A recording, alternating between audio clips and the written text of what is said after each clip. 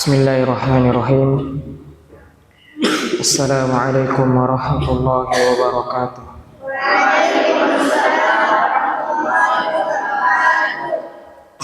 Alhamdulillahi rabbil alamin. Wassalatu wassalamu ala rasulina Muhammadin wa ala alihi wa sahbihi ajma'in, amma ba'du. Insyaallah pada malam hari ini kita masih membahas tentang seputar bulan Ramadan. Tapi kalau kita kemarin membahas tentang fikih Ramadan, sekarang kita membahas tentang adab-adab tentang Ramadan atau puasa di bulan Ramadan. Jadi beda tentang fikih puasa Ramadan, beda adab-adab puasa di bulan Ramadan. Berbicara tentang adab-adab puasa di bulan Ramadan, jikalau kita memperhatikan adab-adabnya berpuasa, maka insya Allah itu akan semakin menyempurnakan pahala puasa kita nanti di bulan Ramadan.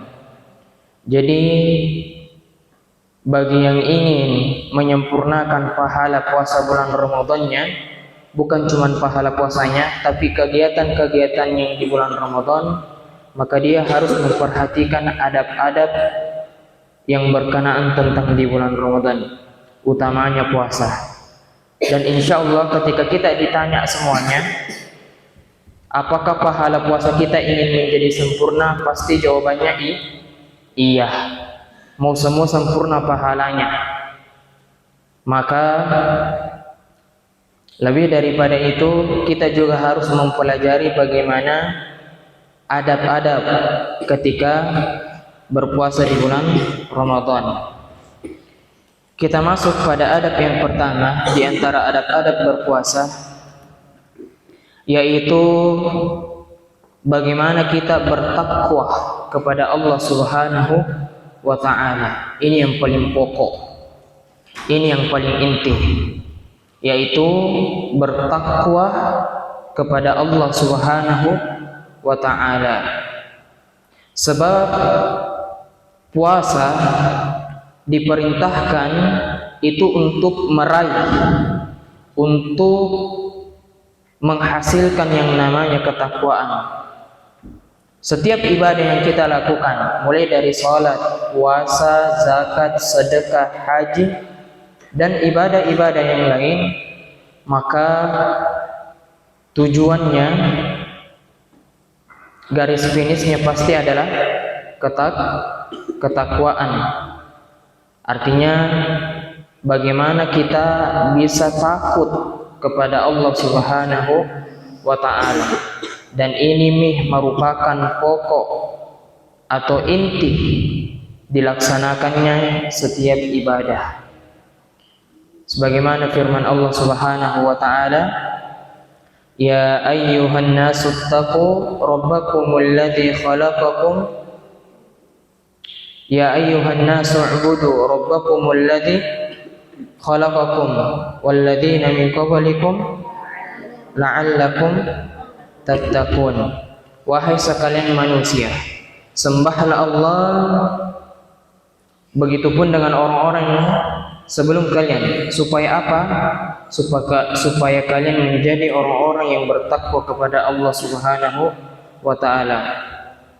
Dan juga pada ayat tentang puasa, wajibnya puasa Ramadan, Allah mewajibkan kita berpuasa di bulan Ramadan dalam rangka untuk mencapai derajat takwa. Ini yang paling tinggi. Kata Allah Subhanahu wa ta'ala, ya ayyuhalladzina amanu kutiba alaikumus siyamu kama kutiba alal ladzina min qablikum la'allakum tattaqun. Wahai sekalian orang-orang yang beriman, telah diwajibkan atas kalian berpuasa sebagaimana orang-orang terdahulu kalian berpuasa. Supaya apa? Menjadi orang bertakwa. Sekarang, apa itu bertakwa? Takwa itu intinya adalah bagaimana seseorang itu takut kepada Allah Subhanahu wa ta'ala. Jadi jika orang semakin takut kepada Allah, maka dia adalah orang yang bertakwa kepada Allah. Semakin seseorang berilmu, maka semakin dia bertakwa, artinya semakin dia takut kepada Allah Subhanahu wa taala. Dan di antara hal yang bisa menambahkan rasa takut kita kepada Allah seharusnya yaitu ilmu yang kita punya. Ilmu yang kita punya. Jadi orang yang berilmu itu semakin dia bertakwa, seharusnya semakin dia bertambah rasa takutnya kepada Allah Subhanahu wa taala. Kenapa? Karena orang yang berilmu itu adalah orang yang paling mengenal Allah. Karena orang yang berilmu itu adalah orang yang paling tahu tentang Allah. Makanya dialah yang diharapkan pertama kalinya untuk menjadi orang-orang yang bertakwa kepada Allah Subhanahu wa taala.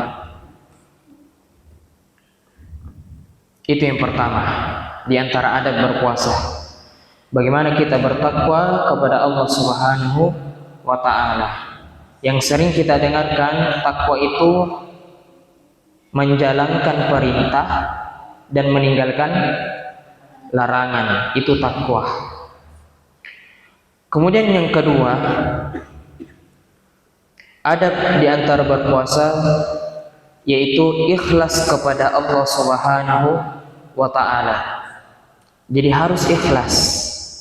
Jadi ketika kita menjalankan puasa di bulan Ramadan yang agak lama waktunya, bukan 2-3 hari, bukan 1 minggu, tapi 1 bulan full kita berpuasa, maka butuh yang namanya keikhlasan. Dan ini bukan cuma untuk puasa saja. Semua ibadah yang kita lakukan, mulai dari zikir, hal-hal yang kecil, bersedekah, sampai pada sholat, haji, maka harus ada rasa ikhlas ketika kita melakukan ibadah. Karena tanpa rasa keikhlasan, amalan yang kita lakukan tidak bisa diterima sama Allah. Tidak bisa diterima sama Allah Subhanahu wa taala. Dan menjadi syarat diterimanya ibadah ada 2. Yang pertama, harus ikhlas kepada Allah Subhanahu wa taala. Semua ibadah ya, kita berbicara tentang semua ibadah. Jadi syarat diterimanya ibadah seorang hamba yang pertama ada 2. Yang pertama ada dua. Yang pertama yaitu ikhlas kepada Allah Subhanahu wa taala. Pertanyaannya, apa sih ikhlas itu? Maka jawabannya ulama mendefinisikan ikhlas itu ibtigha wajhillah, mencari wajahnya Allah. Kalau bahasa kita, tidak usah maki cari-cari muka sama orang lain. Tidak usah maki cari-cari muka sama ustazah, pengen dilihat, pengen didengar, dan seterusnya. Tapi usahakan yang kita lakukan berupa ibadah, kita cari mukanya kemana? Ke Allah. Artinya itu ikhlas. Kita tidak lagi butuh dipuji. Kita tidak lagi butuh disanjung. Bilang, wih bagus pembok suaranya ya. Wih rajin pengajian boyano, ada terus di masjid. Dan seterusnya. Kita tidak lagi butuh itu. Itu yang namanya ikhlas. Jadi ikhlas, saya ulangi, ibtigha wajhillah. Bagaimana seorang hamba mengharapkan wajahnya Allah ketika mereka beribadah. Dan ini menjadi poin inti untuk syarat diterimanya amal ibadah seorang hamba. Kemudian yang kedua, syarat yang kedua untuk bisa diterima amalan harus mengikut petunjuknya Nabi Sallallahu Alaihi Wasallam. Tidak boleh kita sembarang melakukan ibadah kalau tidak ada contoh atau diperintahkan oleh Nabi Sallallahu Alaihi Wasallam. Kata Nabi Sallallahu Alaihi Wasallam, "Man amila amalan," siapa yang melakukan suatu amalan, laisa alaihi amruna, yang tidak pernah kami contohkan, yang tidak pernah kami suruh, yang tidak pernah kami perintahkan, fahuwa raddun, maka amalan itu pasti tertolak, batal, sia-sia. Jadi meskipun kita mengamalkan misalkan zikir, misalkan ada zikirnya dia sampai 1000 kali katanya dibaca sambil geleng-geleng kepala, la ilaha illallah, la ilaha illallah, 1000 kali sambil geleng-geleng kepala. Ini tidak pernah dicontohkan sama Nabi. Maka ketika kita berzikir kepada Allah dengan cara yang seperti ini, sementara Nabi tidak pernah contohkan atau Nabi tidak pernah perintahkan, maka zikir yang 1000 kali meskipun banyak jumlahnya, kenapa? Itu tertolak. Sedikit pun tidak dinilai sama Allah Subhanahu wa ta'ala. Makanya penting kita beramal itu bagaimana kita mencontohi Nabi sallallahu alaihi wasallam. Jadi itu harus ikhlas ketika kita menjalankan ibadah puasa. Kata Allah Subhanahu wa taala dalam surah Al-Bayyinah, "Wa ma umiru illa liya'budullaha mukhlishina lahud-din hunafa'a wa yuqimus salata." Apa lagi? Wa dzalika dinul qayyim. Atau maaf, wa ma umiru illa liya'budullaha mukhlishina lahuddin. Ayat 5 Al-Bayyinah. Dan tidaklah mereka diperintahkan oleh Allah untuk beribadah kecuali harus ikhlas. Tidak boleh tidak ikhlas. Bukan cuma puasa, salat, zikir, mengaji, semua ibadah yang kita lakukan berupa kebaikan, maka harus apa? Ikhlas. Itu adab yang kedua. Kemudian adab selanjutnya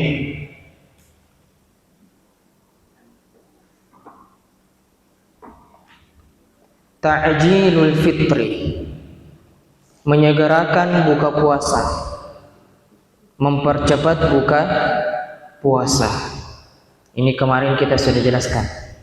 Termasuk juga di antara sunnah ketika berpuasa, di mana seseorang yang berpuasa itu menyegerakan waktunya untuk berpuasa. Maksudnya apa? Kalau masuk memang waktu maghrib, jangan maki tunda-tunda waktu untuk berbuka, meskipun dengan cara minum air. Kalau waktunya sudah azan, silahkan berbuka. Jangan karena sok-sok masih kuat, masih bisa jika tahan nanti saya buka sudah di maghrib atau sudah di isya. Jangan, sebab Nabi tidak mengajarkan kita seperti itu. Kata Nabi sallallahu alaihi wasallam, la yazalu ummati bi khairin ma ajjalul fitrah, atau kama qala Rasulullah. Umatku akan senantiasa berada dalam kebaikan ketika dia menyegerakan berbuka puasa, tidak tunda-tunda. Dan ini juga merupakan satu hikmah kenapa Nabi kita mengajarkan buka puasanya menjelang maghrib, sebab golongan-golongan yang sesat mereka berbuka puasa pada malam hari, lebih tepatnya ba'da isya, setelah salat isya. Jadi menyegerakan untuk berbuka puasa. Kemudian adab selanjutnya kathratul ibadat, memperbanyak ibadah.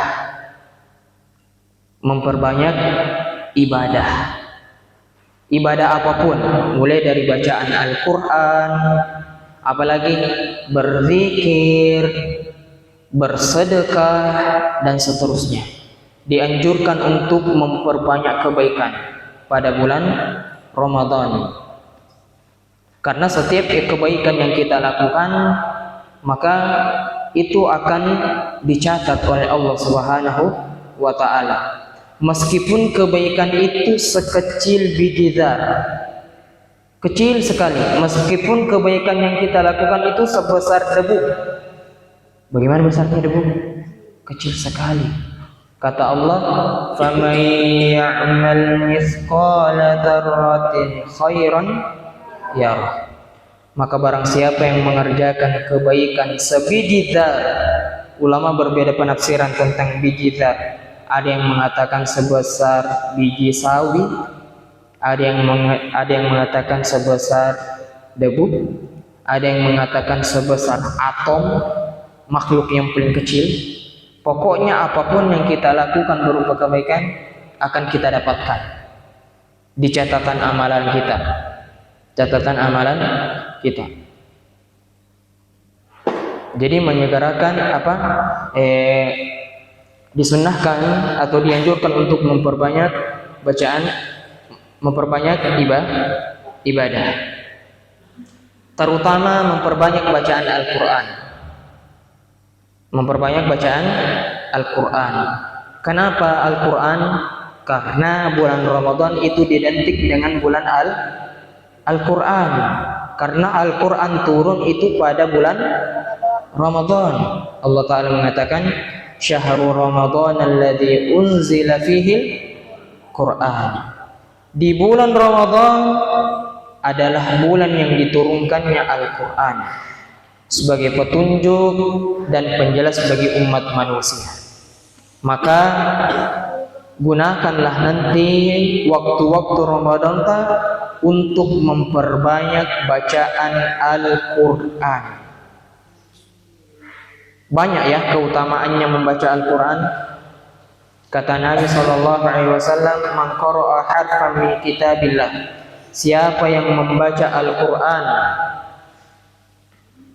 maka di setiap huruf yang dia baca akan dia mendapatkan 10 kebaikan, 10 pahala. Kata Nabi, walam akul alif lam mim harf.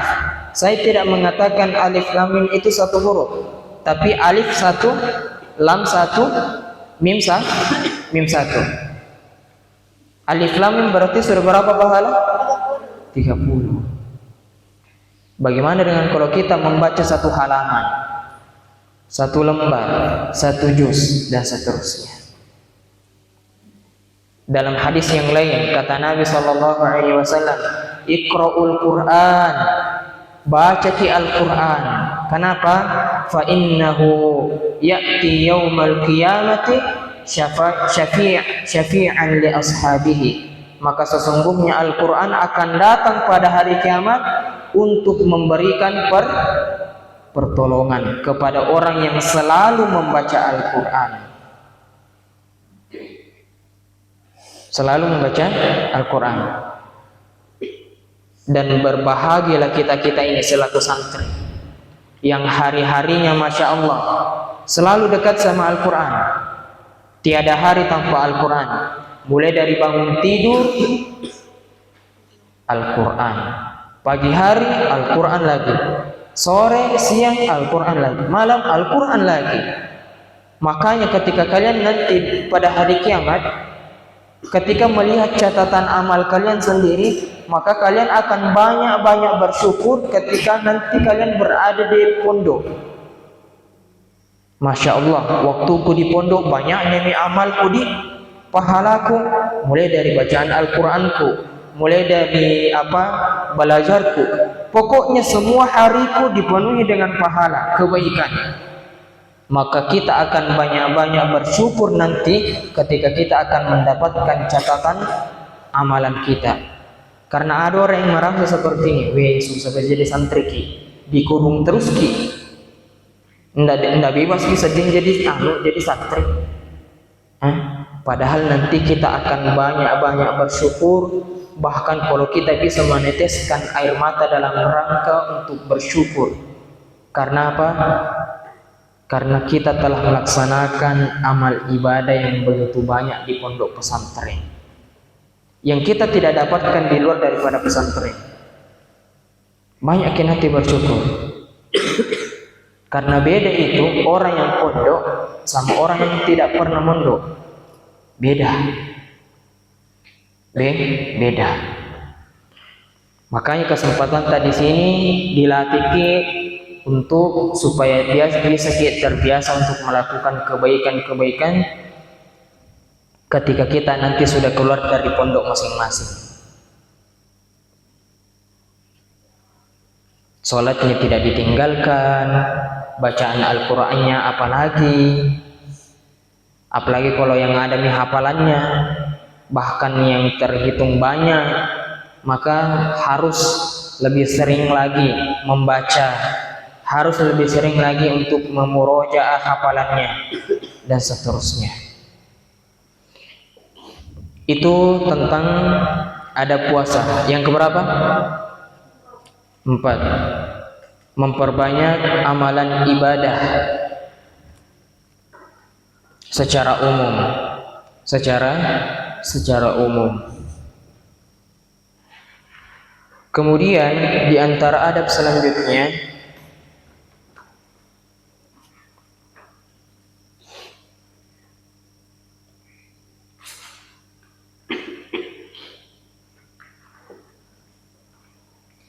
al-fitru ala ratabatin qabla salatil maghrib.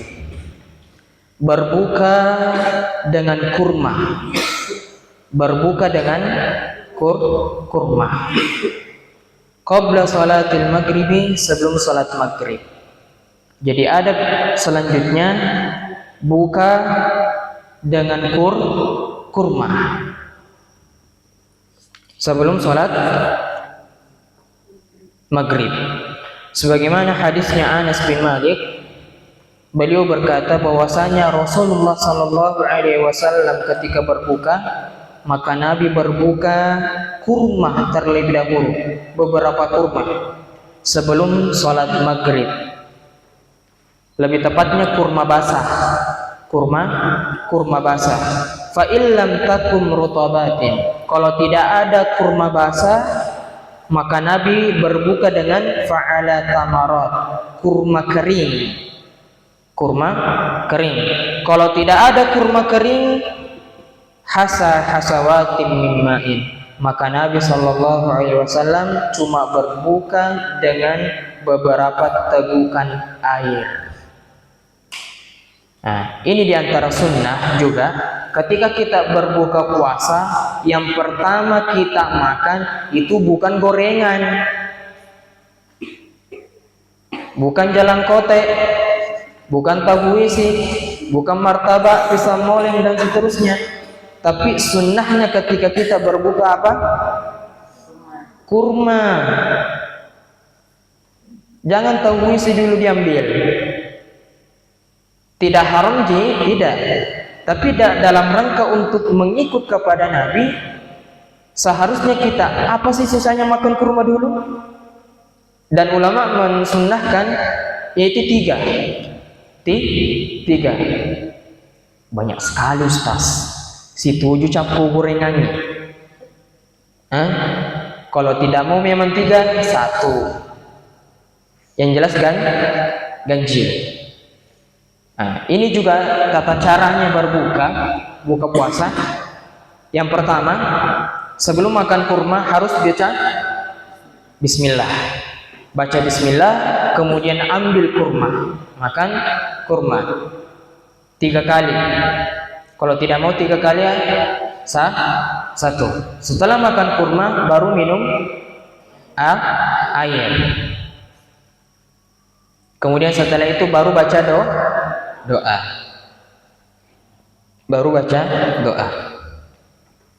Jadi diantara sunnahnya Nabi makan kurma. Ada yang tidak suka makan kurma di sini? Berarti orangnya lain-lain. Orangnya gangguan. Masa ada orang yang tidak suka kurma? Itu. Nah, kalau tidak ada kurma, maka cukup air putih. Bismillah, kemudian air putih. Sebagian ulama mengatakan kalau memang tidak ada kurma, maka coba usahakan buah-buahan yang manis, buah-buah yang lain yang manis. Seperti apa? Semangka yang berair, yang mengandung pepaya dan seterusnya, yang mengandung air dan sejenisnya. Ya. Disunnahkan untuk makan hal-hal yang manis. Manis.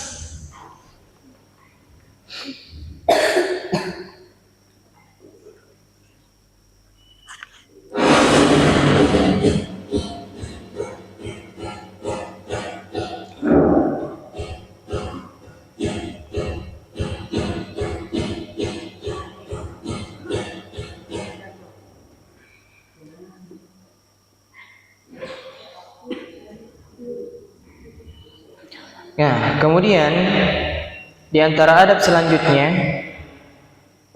kalau tadi berbuka dengan kurma.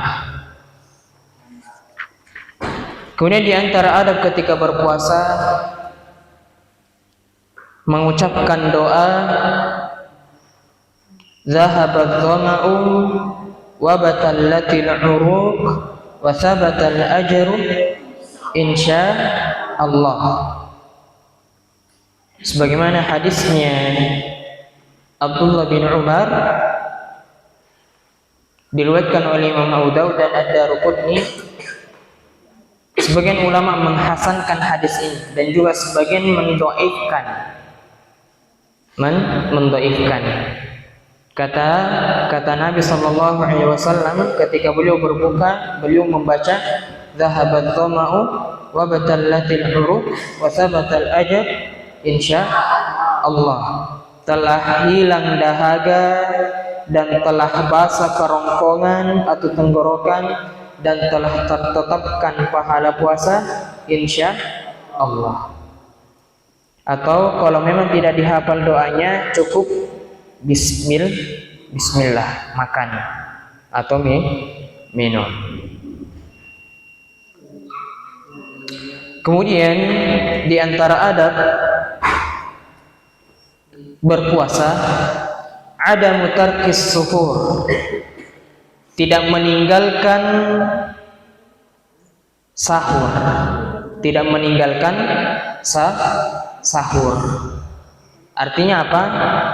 Sebisa mungkin kita harus bangun sahur. Kenapa? Karena sahur itu merupakan keberkahan. Kata Nabi SAW, riwayat Bukhari dan Muslim dari Anas bin Malik, tasahharu, sahurlah kalian. Kenapa? Fa inna fis sahuri barakatan. Maka karena sesungguhnya di dalam sahur itu terdapat keberkahan. Jadi jangan tinggalkan sahur. Sebisa mungkin paksa diri tak, meskipun masih ngantuk sekali paksa diri tak untuk bangun. Bahkan kata Nabi SAW dalam hadisnya yang lain, sahurlah kalian meskipun sahurnya kalian hanya meneguk beberapa air. Meneguk beberapa air cuman butuh berapa waktu? Kayaknya tidak sampai 5 menit. Iya kan? Ini sangat penting yang namanya sahur. Kenapa? Karena di dalam waktu sahur itu ada keberkahan. Jadi jangan anggap enteng, kuat jika ustaz puasa kalau biar tidak sahur. Bukan masalah kuatnya, tapi bagaimana kita menjalankan ibadah puasa bisa memaksimalkan pahala dari puasa kita. Di antara hal yang bisa memaksimalkan pahala puasa kita yaitu dengan cara memperhatikan adab puasa. Apa di antara adab puasa ini? Yaitu tidak meninggalkan sahur. Jadi misalkan nanti kalau dibangunkan sama teman-teman atau pembina bangun masih mau tidur ustaz, coba sahur saja. Biar biar biar kalau tidak mau makan tidak usah, setidaknya minum beberapa gelas. Kalau perlu 1 galon. Beberapa gelas lah, beberapa gelas. Pokoknya bangun saja untuk sahur. Mau sahurnya makan atau mau sahurnya minum. Kalaupun memang masih merasa kenyang, masih kenyang ke Ustaz, ndak usah mika sahur. Bangun sahur meskipun 1-2 gelas air. Kemudian kalau mau lagi lanjut tidur karena masih jam 4 misalkan, masih ada setengah jam lebih, silahkan. Tapi harus bangun sahur. Sahur. Iya, utamanya sholat subuhnya juga tidak dilupa. Tidak dilupa. Yang jelas harus bangun sahur. Harus bangun sahur. Supaya apa? Supaya mendapatkan berkah.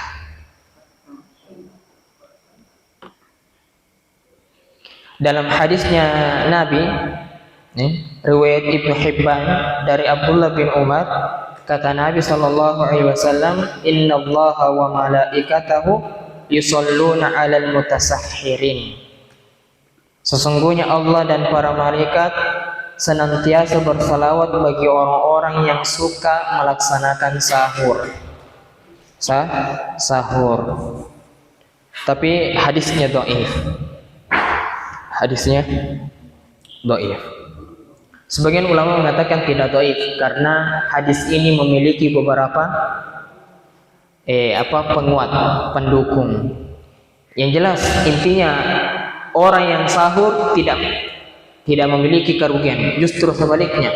Orang yang tidak melaksanakan sahur bisa dibilang dia rugi. Kenapa? Karena dia tidak mendapatkan keberkahan yang ada di waktu sahur. Dan salah ungkapan kalau ada orang mengatakan saya sahurnya di jam 11, saya sahurnya di jam 12 malam.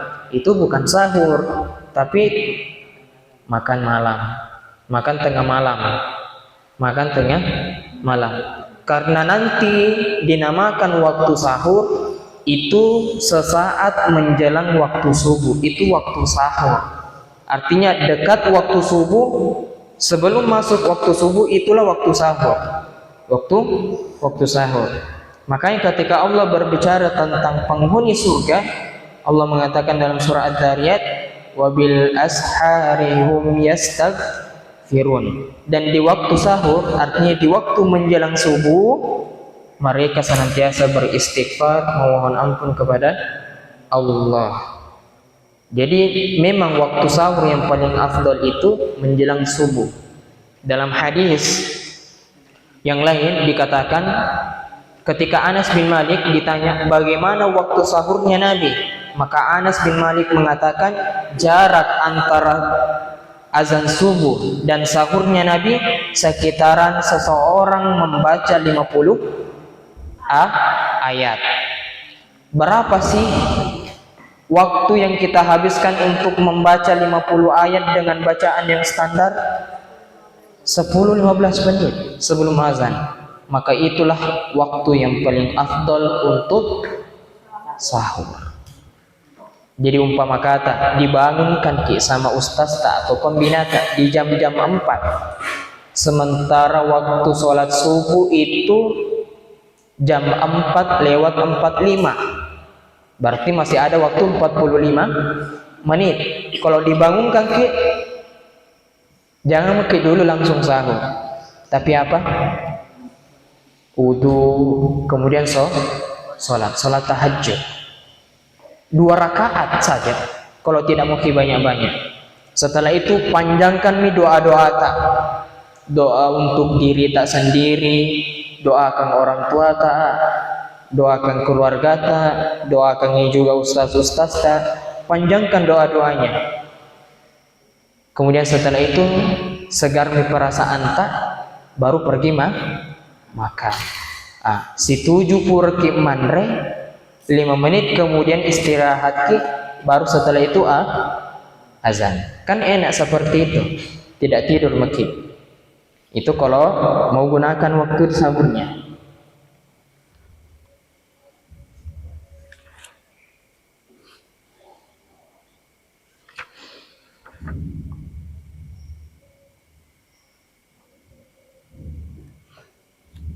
Kemudian di antara adab selanjutnya ketika puasa, al-hirsu ala salatit tarawih. Usahakan tidak bolong-bolong salat tarawihnya. Tidak bolong-bolong salat tarawih. Kata Nabi sallallahu alaihi wasallam dalam riwayat Bukhari dan Muslim dari Abu Hurairah, kata Nabi, man qama ramadhana imanan wa ihtisaban ghufira lahu ma taqaddama min dhanbi. Siapa yang melaksanakan salat di bulan Ramadan, artinya salat tarawih, karena iman dan mengharapkan pahala dari Allah, maka dia akan digugurkan dosa-dosanya yang telah lalu. Masya Allah. Jadi sepanjang kita di bulan Ramadan tidak pernah alpa untuk sholat tarawih, maka insya Allah kalau kita ikhlas mengharapkan pahala dari Allah, akan diampuni dosa-dosa yang telah lalu. Luar biasa pahalanya. Maka sebisa mungkin kita jangan makalas, sakit berukus pas, akhirnya tidak mau tarawih. Tidak ada kayak di sini karena muka-muka rajin semuanya.